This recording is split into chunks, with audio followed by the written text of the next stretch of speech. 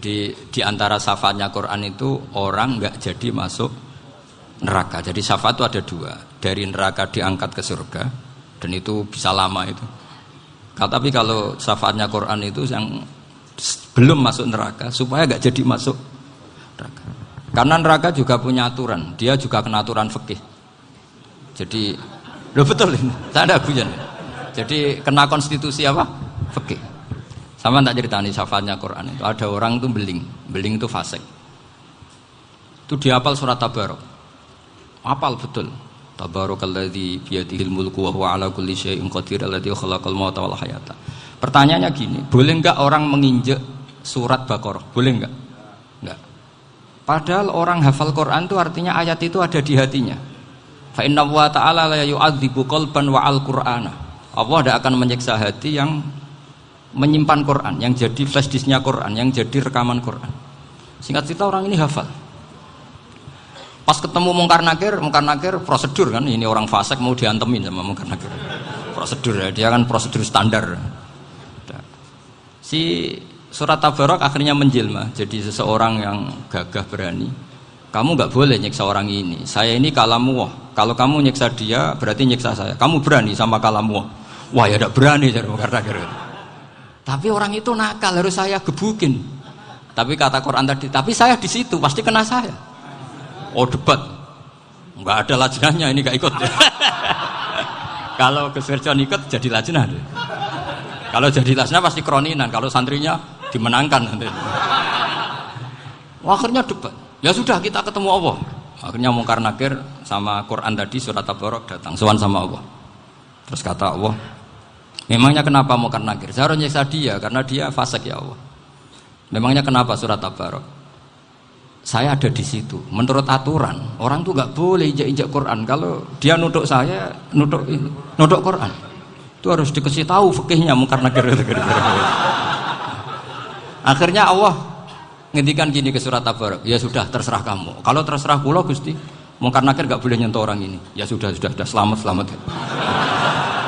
Sehingga terus itu sama baca di termasuk mukjizatnya surat Tabarok di tafsir Ibnu Katsir banyak. Karena tadi logikanya malaikat itu juga kena aturan fikih. Sehingga banyak ulama termasuk Said Muhammad ngendikan pertanyaan Mungkar Nakir itu tidak semua orang kena. Kalau semua orang kena nanti kalau tanya Nabi Muhammad, "Waman nabiyuka?" Kacau kan jamnya. Nabi kamu siapa? Lu saya ini nabi. Ya kan? Lah nanti kalau pas ketemu Nabi Ibrahim, waman abuka. Jadi repot kan? Makanya ada kiai yang guyon kalau ditanya, "Marabbuka?" Saya ini guru tauhid sembrono. Saya ini ngajar Ummul Barohin kok kamu tanya Marabbuka. Masyhur itu keramatnya Imam Malik itu. Ada Ashabu Malik, rajulun min ashabi Malik. Beliau ditanya Mungkar Nakir, "Marabbuka manabiuka?" Imam Malik datang, ini seumur-umurnya itu ngajar tauhid. Kamu bedai itu gak sopan kamu. Dan kita berharap barokah sampean ngaji nanti itu.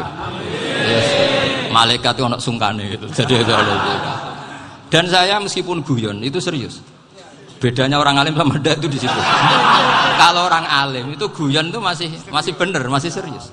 Coba saya bacakan ayatnya. Ala inna auliya Allahi la khaufun alaihim wa lahum yahzanun. Terus lahumul busyra fil hayatid dunya fil akhirah. Artinya kalau Mungkar Nakir dengan penampilan garang gitu, berarti ada ketakutan apa enggak?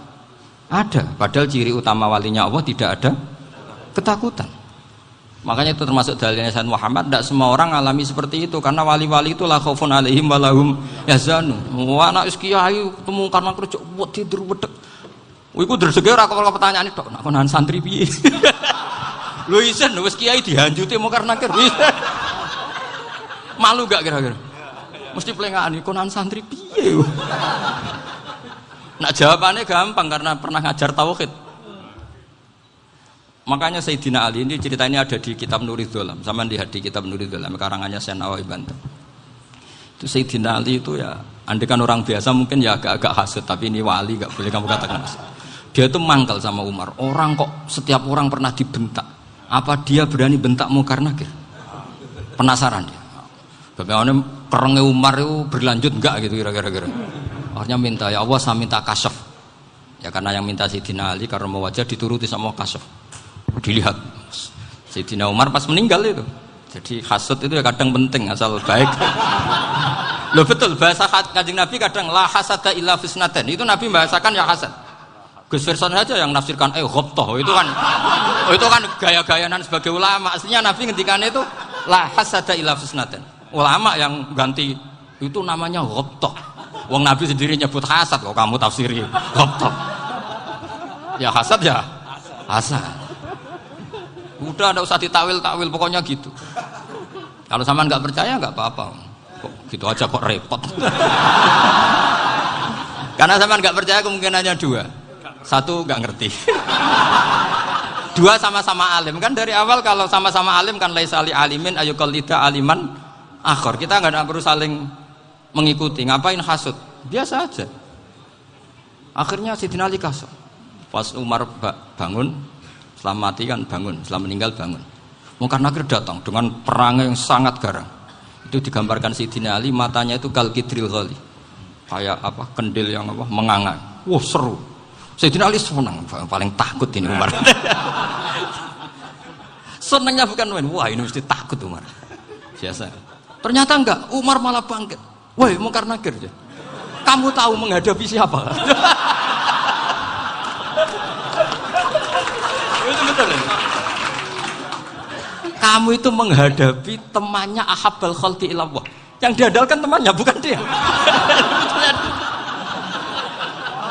Kamu tahu yang kamu hadapi, saya ini teman kekasihnya Allah.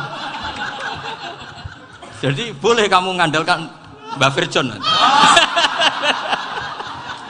Tapi nanti resikonya Munkar Nakir tanya, itu Virjon siapa? Wah itu masalah kan. Makanya syaratnya wali itu harus ma'rufun fis sama. Di langit sudah populer. Makanya dulu ada orang yang saking seninya Abdul Qadir ditanya apa saja jamnya Abdul Qadir Al-Jilani, itu aman karena beliau populer. Makanya program kita harus populer dulu di langit. Oh, itu nanti kalau dicatut oleh santri-santri nggak apa-apa. Kalau nggak populer nanti ditanya, itu siapa? Masalah ini.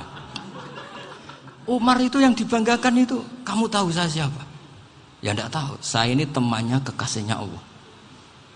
Temannya Muhammad. Iya Muhammad Rasul. Wah mikir waduh. Repot. Loh di dunia aja gitu kan temannya presiden, temannya panglima, apalagi ini temannya Sayyidul Awalin wal Akhirin. Di dunia aja bilang temannya presiden, menteri orang sudah takut, apalagi ini temannya Sayyidul Awalin.